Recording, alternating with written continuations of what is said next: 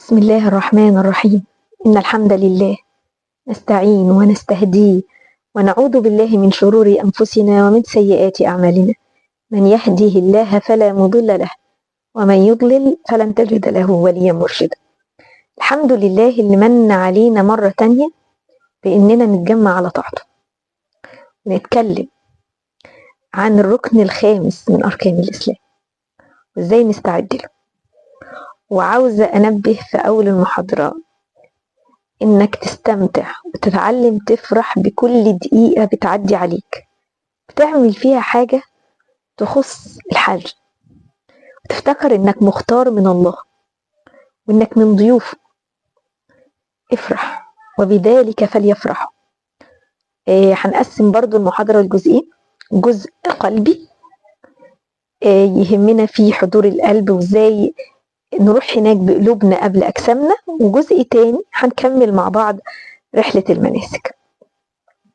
النهاردة هنتكلم في الجزء القلبي على حاجة مهمة جدا لازم نظبطها قبل بداية الرحلة، وهقول لك هي مهمة ليه.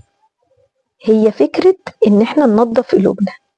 بص، هنوصفها لك كده عاملة زي ديتوكس القلب. عارف الديتوكس اللي بيتعمل بالجسم عشان يخرج السموم منه؟ احنا عاوزين ننظف قلوبنا. وهضرب لك مثال في الأول كده، عاوزاك تركز معايا فيه. لو انت عندك شباك ازاز شفاف وعندك اوضه تانية فيها شباك تاني مطلي باللون الاسود، لما الشمس بتطلع مين اللي هيدخله النور؟ الشباك. مين اللي هيدخل الدفا والنور؟ الشباك الازاز الشفاف.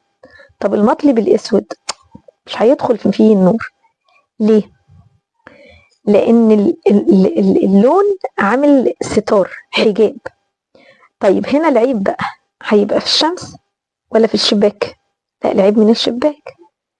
الحج زي أي عبادة لها أنوارها ورحمتها وبركاتها، وقلوبنا دي عاملة زي الشباك. فاحنا مش عاوزين تكون حاجة طلي يعني حاجبة قلوبنا عن النور. احنا رايحين هناك زي ما قلنا، احنا رايحين عاوزين ندوق كل حلاوة الطاعة. طيب اللي على القلب ده عامل حجاب، ده كلامي؟ لا، مش كلامي، ده كلام رسول الله. قال رسول الله صلى الله عليه وسلم: إن العبد إذا أخطأ خطيئة نكت في قلبه نكتة سوداء، عارف، علامة سودة كده. وإذا هو نزع واستغفر وتاب، لا أنا تبت لله، ثقل قلبه، بص هينضف تاني. وإن عاد زيد فيه، زادت حتى يعلو قلبه. وده اللي قال عليه ربنا: بسم الله الرحمن الرحيم، كلا بران على قلوبهم ما كانوا يكسبون. يعني معنى كده إن الذنوب بتعمل طبقات على القلب، وإحنا محتاجين نصنفره عشان الأنوار والبركة بتاعت الحج تدخل. مش عاوزين نروح الحج نعمل أعمال المناسك بالجوارح، وأول ما نرجع لبيوتنا تلاقي حد بيقول أنا رجعت زي الأول بالظبط، وفي ناس بالعكس بتقولك ده أنا انتكست أكتر. إزاي؟ ده أنا هناك كنت كل طاقة، لأنك شغلت جوارحك لكن ما تعلمتش إزاي قلبك هو كمان يشتغل مع جوارحك. فاحنا كده متفقين ان احنا محتاجين نخلص القلب من سمومه، من كل اللي اتحط عليه والطبقات اللي عليه، زي بالظبط ما بنعمل في الجسم. لان على قد ما هتنوره هتاخد من النور. يعني تخيل معايا الشباك الاسود ده، خلينا في نفس المثال. جيت انا جايب حته كده ومصنفرها، بس صنفرت حته صغيره كده، النور هيدخل من الحته دي. طب لو وسعت الحته دي النور هيدخل على قد الوسع فيه. طب لو رجعته ابيض تاني يدخل النور والدفى من كل مكان. يا رب اللهم يكتب لنا الانوار كلها. طيب يبقى اللي احنا عاوزينه ان انوار الله وبركاته ورحماته تدخل. عاوزين ندوق طعم الطاعه وحلاوتها، عاوزين نرجع متغيرين بجد، عاوزين الحج المبرور اللي يخلينا بني ادمين مختلفين. طيب نعمل ايه بقى؟ طيب بص، دي خطوات عملية اعتبرها واجب، ولو ربنا فتح عليك بحاجات اكتر افتكرتها اعملها. هنعملها طول الاسبوع لحد ما نتقابل ان شاء الله مرة تانية. ايه الحاجات ديت؟ واحد، ايه رأيك تكتب اكتر ذنب مسيطر عليك، صفة انت مش بتحبها فيك، حاجة انت حاسس انها بتبعدك عن ربنا وعارف انها غلط وكل مرة بتحاول تسيبها بترجع لها. ايه رأيك تاخد قرار بانك هتبطل الذنب ده او الصفة دي، وهتاخد نية ان انت بتعمل ده شكر لله على كرمه معاك واختياره ليك، وقليل من عبادي الشكور.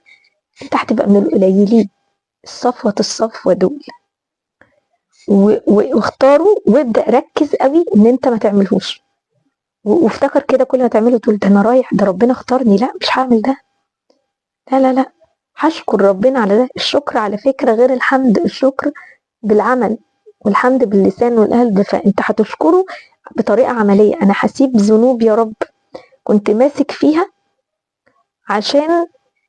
عشانك وعشان يعني حمد وشكر ليك على النعمة اللي انت تفضلت عليا بيها. ولو الدنيا مشيت كده معاك خد قرار كمان وقرار كمان، يلا يلا همة. دي اول حاجة.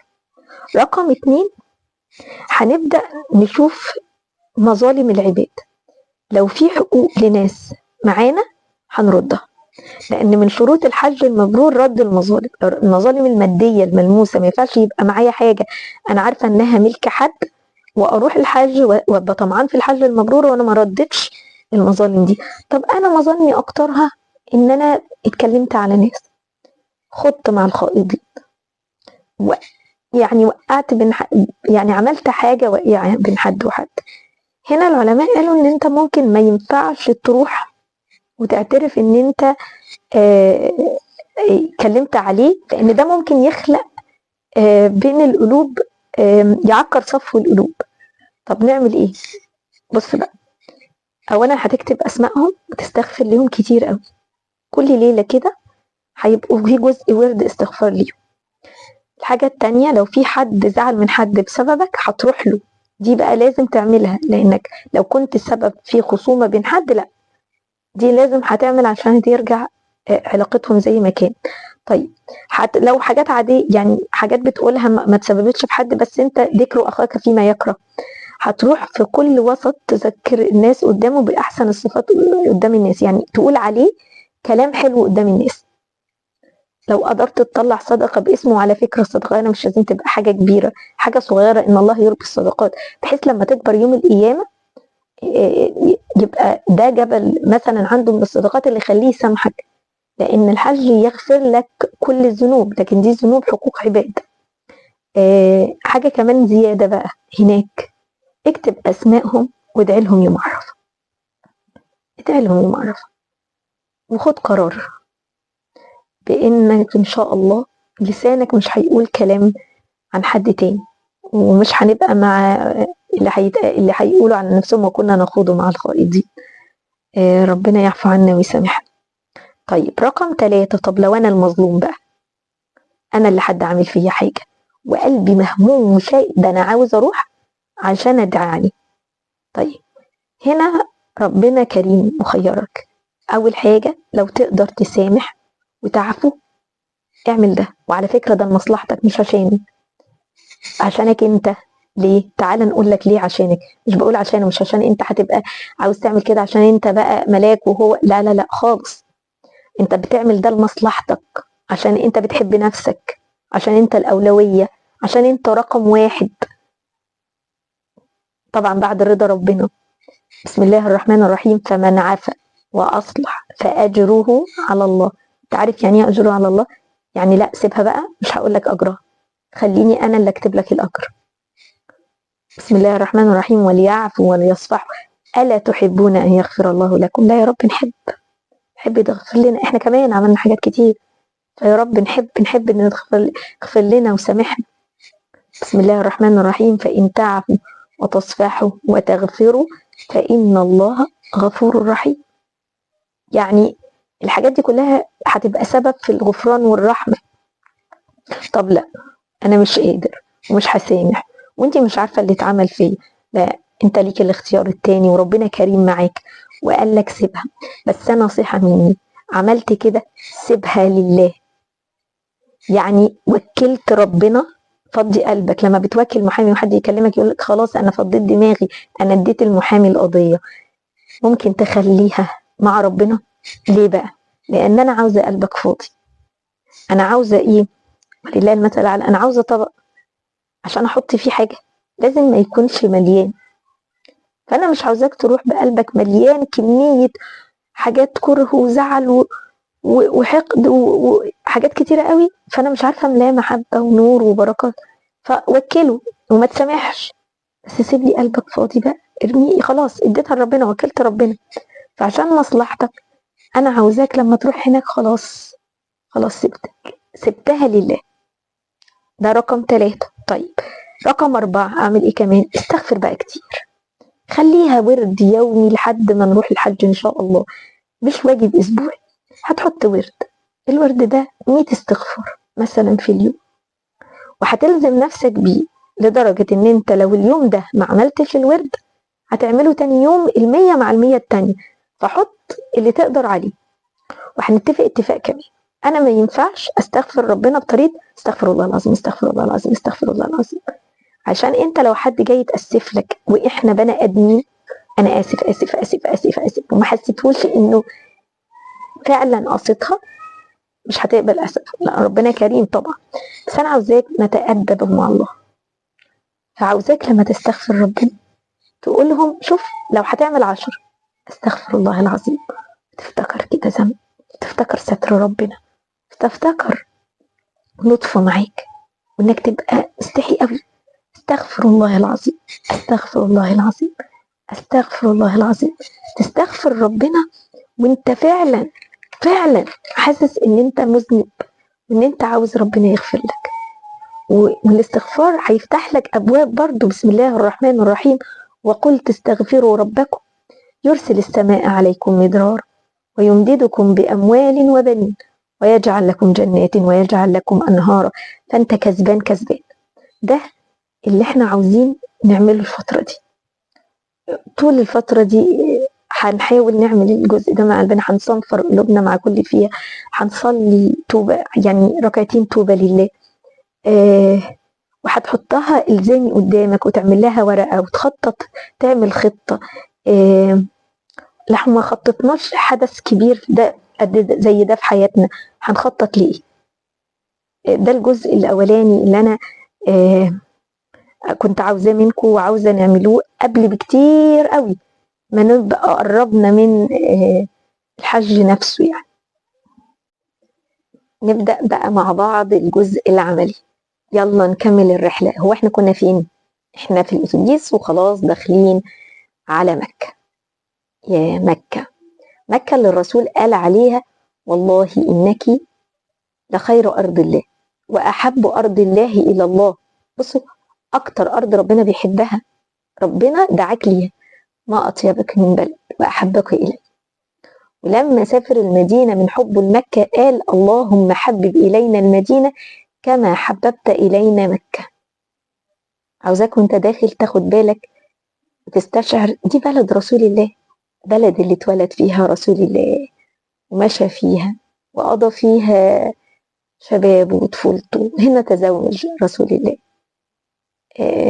هنا خطوات رسول الله، وبدأنا ندخل المسجد الحرام. وهنا هتقول دعاء دخول المسجد: أعوذ بالله العظيم بوجهه الكريم وسلطانه القديم من الشيطان الرجيم. وهنا بقى هتحس قوي ببقية الدعاء: اللهم افتح لي أبواب رحمتك. أبواب يا رب، وأنا قلبي جاهز يا رب، ده أنا كنت مجهزهولك من قبل كده ومفضيه ومصنفره كده وملمعه عشان لما تفتح أبواب رحمتك تدخل. هتبدأ بقى هنا تدور على البهية وتدور على الكعبة. في أقوال بتقول إن أول دعوة ليك أول ما تشوف الكعبة مستجابة، ولكن مفيش حديث بيتكلم عن ده. وإن شاء الله دعائك هنا كله مستجاب. فادعي أي وقت يفتح الله لك بالدعوة، ادعي ادعي. وهنا هنبدأ بقى الطواف. الطواف هنا للحج التمتع. بالنسبة لحج التمتع هنعمل عمرة كاملة وهنتحلل منها. بالنسبة للإفراد والقران هنعمل الطواف والركعتين، ممكن يقدم السعي وممكن يأجل. الفرق ان زي ما قلنا قبل كده القران عليه هدي، لكن الإفراد معلهوش.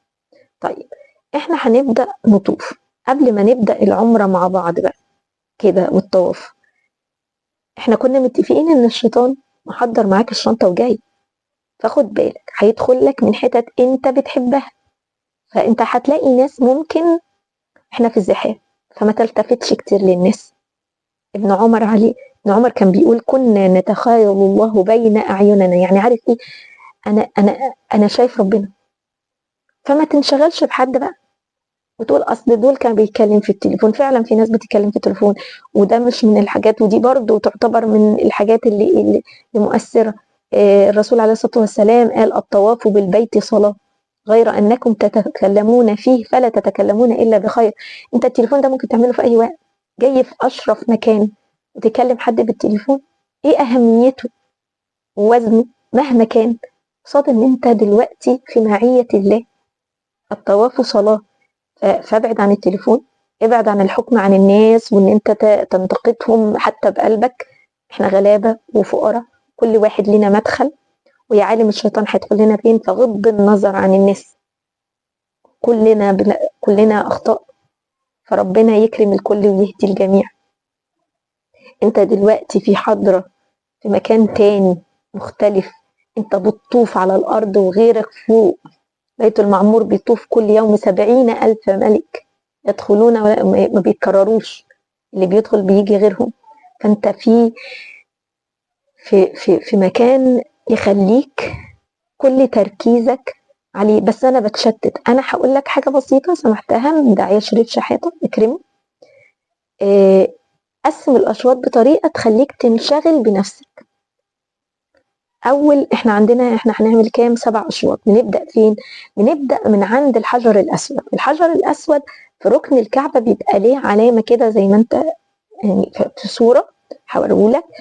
بتقف عنده وبتتوجه له بالكليه، يعني بتبص له وبتسلم عليه، بتعمل تسليم. مش لازم تلمسه طبعا، التسليم ممكن باللمس والتقبيل والاشاره، لكن احنا بنبقى فيه تزاحم فانت هتشاور له وهتقول اللهم ايمانا بك وتصديقا لكتابك ووفاء بعهدك واتباعا لسنه نبيك، بسم الله الله اكبر. وهنبدا.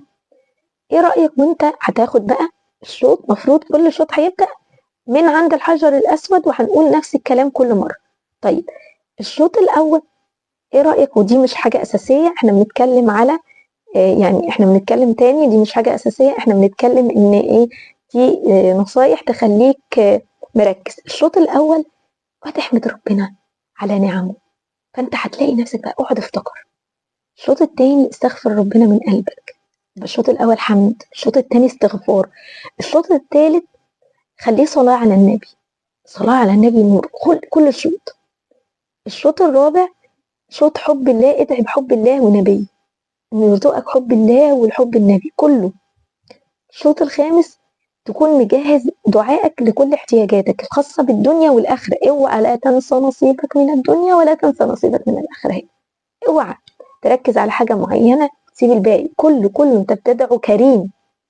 بعد كده الشوط السادس ادعي لأهلك دنيا وآخرة والمسلمين.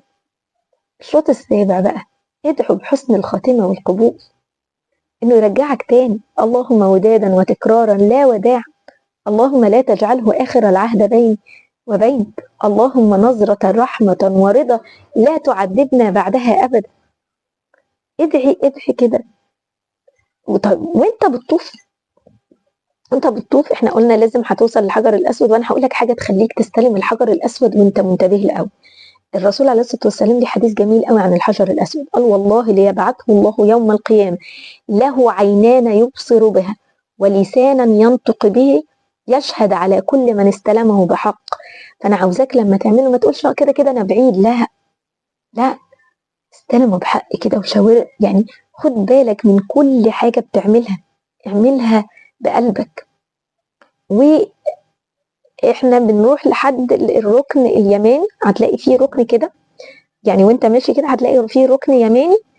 الركن اليماني ده لحد التاني الحجر الأسود بتقول ربنا آتنا في الدنيا حسنة وفي الآخرة حسنة وقنا عذاب النار. يبقى احنا بنبدأ من الحجر الأسود وناخد الطواف كامل. أول ما توصل للركن اليماني ودي علامة كده صورة هوريها لك، هتاخد من عنده لحد الحجر الأسود بنفس الطريقة، هتاخد نفس هتقول الدعاء ده، وبعد كده تاني تستلم الحجر الأسود 7 مرات. خلصت ال7 مرات هنعمل ايه بقى؟ يقول الله واتخذوا من مقام إبراهيم مصلى. هتروح تصلي ركعتين خلف مقام إبراهيم. لو لقيت المكان زحمة ما تتزحمش، صلي سواء الأولى يعني خلف مقام إبراهيم. هتصلي بسورة الفاتحة والكافرون الركعة الأولى، والفاتحة وقل هو الله أحد الركعة الثانية، وبعدين تروح تشرب مية زمزم. رسول الله عليه الصلاة والسلام قال ماء زمزم لما شرب له. فالشافعي قال كلمة حلوة قوي، قال شربنا زمزم للعلم ولو شربناه للتقوى لكان خيرا لنا. يعني ايه؟ يعني ادعي ربنا بكل حاجة حلوة، وادعي بالآخرة مرة بالتقوى، ربنا يرزقك التقوى، يرزقك العلم النافع، الرزق الواسع، الشفاء من كل داء. اختار يعني اشربوا ماء زمزم لما شرب له. بس انا بقول هنا ما تشربش كتير لان لسه في سعي، علشان ما تقطعش السعي او تحس ان انت عايز تدخل الحمام واحنا عاوزين نكملها. كم السعي الطواف لازم له الوضوء، لازم تكون على طهارة، ولو انت نقض وضوءك هتطلع من الطواف وهتتوضى وتعمل الشوط اللي انت وقفت فيه. انتقد في الشوط الرابع مثلا فانت هتبدأ الشوط الرابع وتكمل عادي خالص. اما السعي بين الصفا والمروة لا، احنا مش محتاجين تكون على وضوء. فخلاص خلصت، شربت مية ورايح للصفا والمروة. إن الصفا والمروة من شعائر الله فمن حج البيت أو اعتمر فلا جناح عليه أن يطوف بهما ومن تطوع خيرا فإن الله شاكر عليم. رايح بقى هناك. احنا بنبدأ منين؟ بنبدأ السعي من عند جبل الصفا. هنبدأ من عند الصفا. افتكر حاجة، فافتكر ان السيدة هاجر كانت بتروح ذهابا وإيابا عشان تبحث عن ضالتها، تبحث عن ضالتها، تبحث عن رحمة الله. اسعى وتعلم اننا بنسعى وان الامر كله لله. سيدة هاجر سعت والماء تفجر تحت، مش من ناحية السعي خلاص، تحت قدم رضيعها. احنا كمان علينا ان احنا نسعى والرحمات تنزل في اي حتة تانية.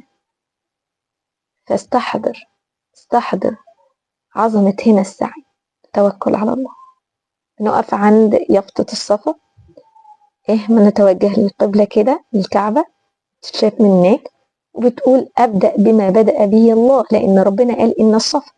ثم هنقول بعدها الله أكبر الله أكبر الله أكبر، لا إله إلا الله وحده لا شريك له، له الملك وله الحمد وهو على كل شيء قدير.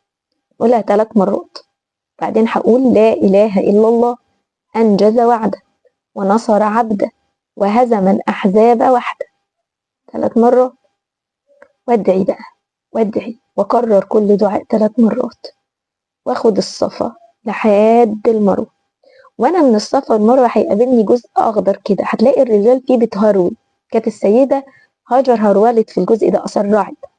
النساء لا تهرول وما تسرعش. بتقول فيه رب اغفر وارحم واعفو وتكرم وتجاوز عما تعلم انك تعلم ما لا اعلم انك انت الاعز الاكرم. قول اللي انت عاوزه، قول الدعاء وادعي كتير.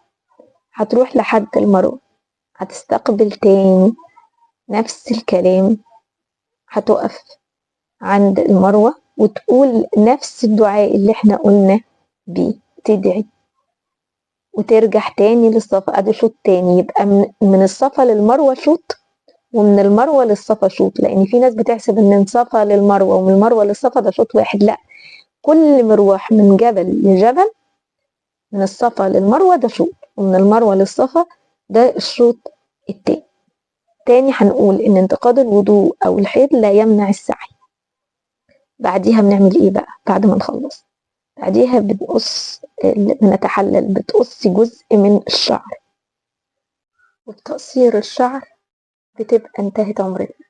ادعي بعديها ربنا بالقبول، وإن يتقبلها بقبول حسن، وإن يغفر لنا تقصيرنا. احنا في الآخر بني آدمين، الكمال لله. بالنسبة للرجال بيجوز لهم هنا الحلق أو التقصير، برضو لهم جائز الاتنين. بهنا نكون انتهينا من العمرة، منتظرين بقى مناسك الحج. سبحانك اللهم وبحمدك، أشهد أن لا إله إلا أنت، أستغفرك وأتوب إليك.